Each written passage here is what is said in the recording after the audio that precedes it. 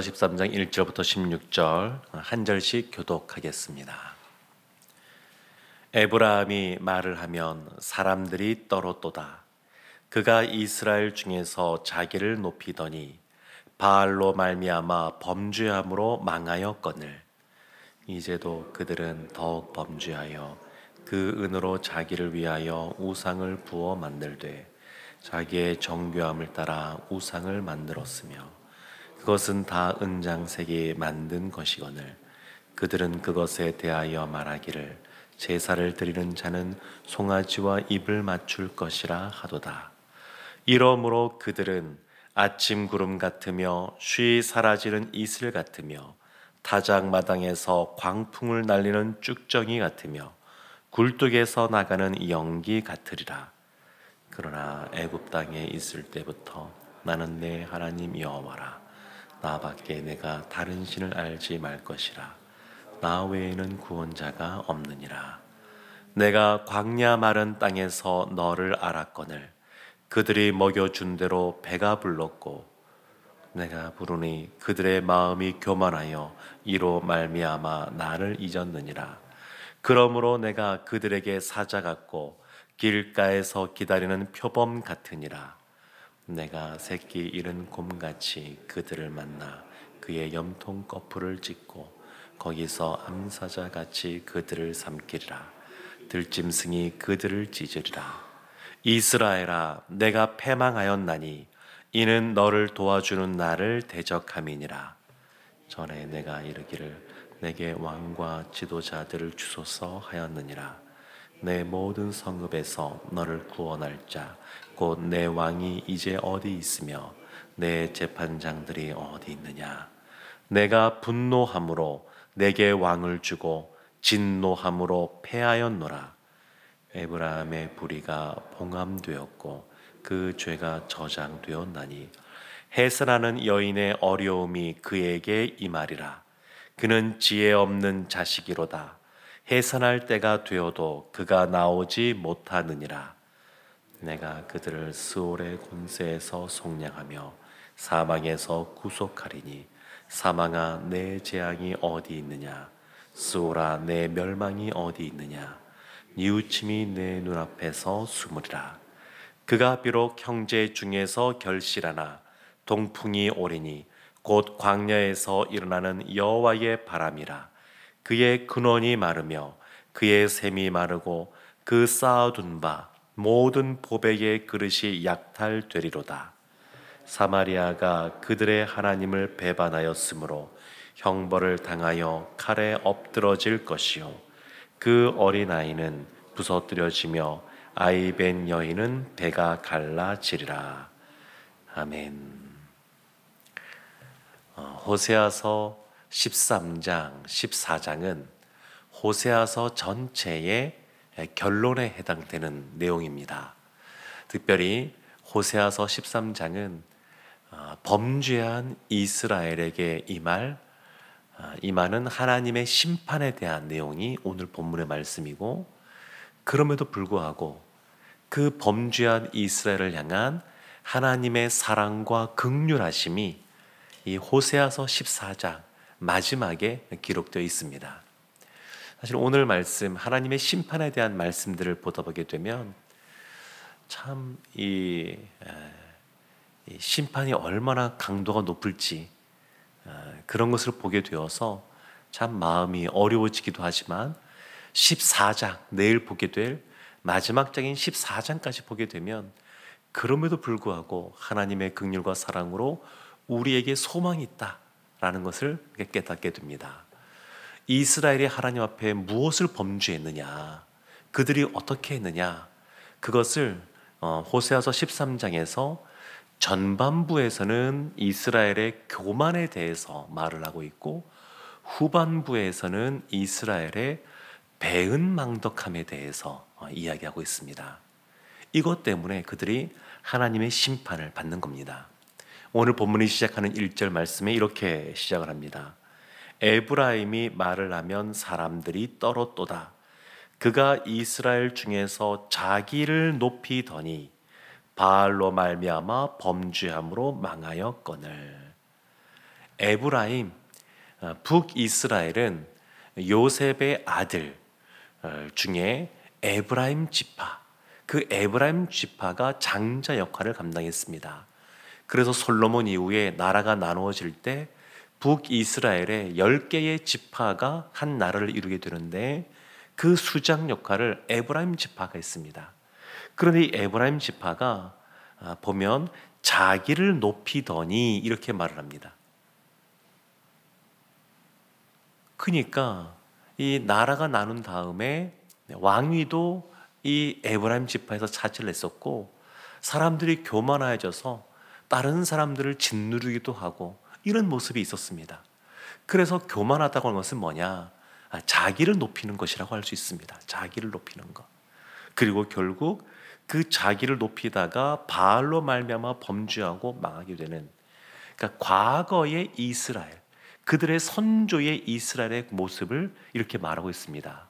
2절 말씀에 보면 현재 이스라엘의 범죄의 모습을 말하고 있는데 2절에 이렇게 나옵니다. 이제 그들은 더욱 범죄하여 그 은으로 자기를 위하여 우상을 부어 만들되 자기의 정교함을 따라 우상을 만들었으며 그리고 송아지와 입을 맞추었다. 이렇게 말을 합니다. 그러니까 그들의 교만한 모습이 뭘로 나타나냐면 우상을 만드는 것으로 나타납니다. 그들의 교만함이 우상을 만드는 겁니다. 그래서 하나님께서 주신 것들이 있는데 하나님께서 물질도 주시고 재능도 주시고 하나님이 주신 것들이 있는데 그것으로 말미암아 우상을 만드는 겁니다. 우상 때문에 사람들이 잘못된 길로 가는 것이 아닙니다. 우상이 사람들을 그렇게 꼬드기는 것이 아닙니다. 사람이 우상을 만드는 겁니다. 사람이 만드는 겁니다. 그리고 그것에 그 허황된 사람이 만든 그것을 가지고 자신의 것을 지켜주는 것처럼 허황되게 그와 같은 길을 걸어가는 겁니다. 그래서 교만할 때 나타나는 모습, 자기를 높이는 모습이 있고 교만할 때 나타나는 모습, 우상을 만드는 모습이 있습니다. 또 6절 말씀에 보면 이렇게 말합니다. 그들이 먹여준 대로 배가 불렀고 하나님이 광야에서 이스라엘을 먹여주셨습니다. 또 배가 부르니 그들의 마음이 교만하여 이로 말미암아 나를 잊었느니라. 교만하다라고 하는 것은 뭐냐? 하나님이 공급해 주시고 채워 주시고 또 배부르게 해주셨는데 그것을 잊어버리는 것이 교만함이라고 할 수 있습니다. 잊어버리는 겁니다. 잠언에 보면 아굴의 그러한 기도가 잠언 30장에 나와 있는데 그 잠언 30장 8절과 9절 말씀에 아굴이 이러한 기도를 합니다.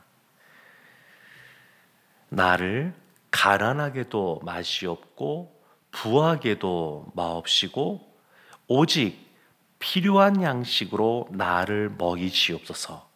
혹 내가 배불러서 하나님을 모른다 여호와가 누구냐 할까 하오며 혹 내가 가난하여 도둑질하고 내 하나님의 이름을 욕되게 할까 두려워함이니이다. 그래서 이 아굴은 이렇게 기도하는 겁니다. 너무 부하게도 말고 너무 가난하게도 말고 늘 하나님이 주셨음을 인정하며 자족하며 살아갈 수 있는 본인이 되게 해달라고 그렇게 기도한 것을 보게 됩니다. 또 솔로몬이 쓴 그 잠언의 내용을 보게 되면 잠언 16장에 이런 말씀이 나옵니다. 교만은 패망의 선봉이요 거만한 마음은 넘어짐의 앞잡이이니라. 겸손한 자와 함께하여 마음을 낮추는 것이 교만한 자와 함께하여 탈취물을 나누는 것보다 나으니라. 참 하나님은 우리가 늘 교만하지 않고 겸손하기를 원하시는데 사람은 자신을 높이고 하나님이 베풀어 줬음을 잊어버리며 자신을 위해서 우상을 만들다 보니까 교만의 모습에 더욱더 깊이 빠지는 것을 볼 수 있습니다. 오늘날 우리가 눈에 보이는 우상들을 만들진 않지만 이와 같은 나무로 무언가 만든다든지 금으로 무엇을 만든다든지 이런 건 없지만 우리의 삶을 돌이켜볼 필요는 있습니다. 오늘날 참 자녀를 1명, 또 많이 남은 2명 이렇게 적게 낳는 시대다 보니까 자녀를 본인의 우상으로 만들 수도 있습니다. 뭔가를 만들어내는 겁니다. 사회에서 무엇인가 업적을 만들기 위해서도 뭔가를 자꾸 이렇게 만들어내려고 하는 그러한 모습들이 사실은 있을 수가 있습니다. 눈에 보이는 과거 이스라엘 했던 것 같은 금송아지를 만드는 것 같은 그러한 우상을 만들진 않지만 우리 안에 하나님이 아닌 다른 것을 더 우선시하고 우리의 하나님이 주신 그러한 재능과 물질과 시간과 또 건강 이런 것들을 하나님이 아닌 다른 것에 더 많이 그런 것들을 쏟고 있다 그러면 혹 내가 우상을 만들고 있는 것은 아닌가 돌이켜볼 필요가 있습니다. 이와 같이 교만한 이스라엘을 향해서 하나님이 심판을 선언하시는데 그 심판 내용이 3절에 나옵니다. 이러므로 그들은 아침 구름 같으며 쉬 사라지는 이슬 같으며 타작마당에서 광풍에 날리는 쭉정이 같으며 굴뚝에서 나가는 연기 같으니라. 아침 구름, 쉬 사라지는 이슬, 그리고 광풍에 날리는 쭉정이, 굴뚝에서 나가는 연기, 다 공통점이 뭐냐면 금방 사라진다는 겁니다. 금방 사라집니다. 그러니까 악인이 교만하여져서 자신을 위해서 뭔가를 만들고 그렇게 하는 모습들은 금방 사라져 간다고 하는 것. 악인의 형통한 것처럼 보일지 몰라도 금방 사라져 간다고 하는 것. 그것이 하나님의 심판입니다. 또 보면 7절, 8절 말씀에 보면 그 심판이 어떻게 임하게 될지 아주 아주 폭력적인 이미지를 사용하셔서 이렇게 말씀하십니다. 그러므로 내가 그들에게 사자 같고 길가에서 기다리는 표범 같으니라. 내가 새끼 잃은 곰같이 그들을 만나 그의 염통 거풀을 찢고 거기서 암사자같이 그들을 삼키리라. 들짐승이 그들을 찢으리라. 오늘날 우리는 사자나 표범을 볼 수 없지만 이 당시에는 산이나 들판에서 만나게 되는 이 들짐승들인데 사자 같고 표범 같고 새끼 잃은 곰, 곰이 새끼를 잃었습니다. 얼마나 폭력적으로 변하겠습니까? 난폭해지고 그런 이미지로 하나님이 심판하시겠다 이렇게 지금 말씀하고 있습니다. 교만했을 뿐만 아니라 그들이 이스라엘이 배은망덕했는데 9절 말씀에 이렇게 말합니다. 이스라엘아 내가 패망하였나니 이는 너를 도와주는 나를 대적함이니라. 너를 도와주는 나를 대적했다. 하나님이 도와주시는데 오히려 하나님을 대적하는 이 배은망덕한 모습이 이스라엘 가운데 있었기 때문에 심판을 받게 되는 겁니다. 이것을 16절에서는 이렇게 말합니다. 사마리아가 그들의 하나님을 배반하였으므로, 그러니까 북이스라엘이 하나님이 행하여 주신 것들을 다 이렇게 잊어버리고 배반하는 겁니다. 그래서 하나님의 심판이 임하는데 16절 후반절에 이렇게 나옵니다. 형벌을 당하여 칼에 엎드러질 것이요 그 어린아이는 부서뜨려지며 아이벤 여인은 배가 갈라지리라. 상상만 해도 참 끔찍한 그러한 심판이 임한다는 겁니다. 어린아이도 부서뜨려질 뿐만 아니라 왜 아이벤 여인의 배가 갈라질까요? 이 당시에 전쟁을 벌이게 될 때 남자들은 다 죽이게 되는데 여인들은 또 남겨서 또 그들이 사로잡아 가거나 그런 모습들이 있습니다. 그런데 사로잡아 가지 않는 여인이 있습니다. 누구냐면 아이벤 여인들입니다. 그 전쟁에서 승리하고 그 여인을 노획한 그런 입장에서 아이벤 여인은 그 적군의 아이를 뵀거든요. 근데 만약에 그 아이가 산의 아이면 살려둘 수가 없다 생각해서 임신한 여인의 배를 갈라서 그 아이를 죽이는 겁니다. 그러니까 끔찍한 거죠. 하나님의 심판이 이렇게 임한다는 겁니다. 이스라엘이 얼마나 하나님 앞에 범죄했는지 하나님이 이와 같은 그런 비유의 말씀들을 통해서 우리에게 지금 경고하고 계십니다. 그래서 우리가 기억해야 될 것이 있습니다.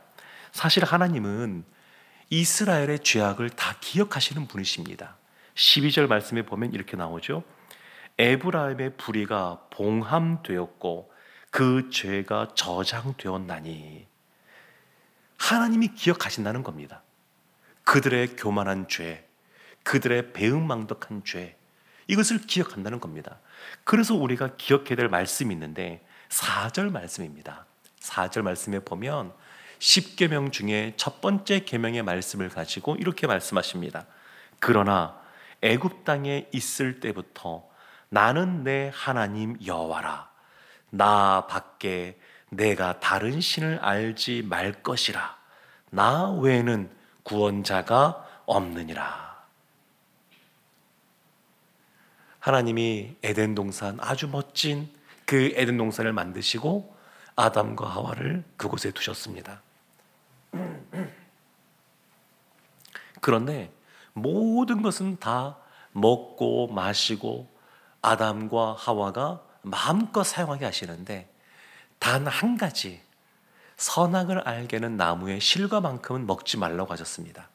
그것을 왜 두셨느냐? 하나님이 사람을 잘 알기 때문입니다.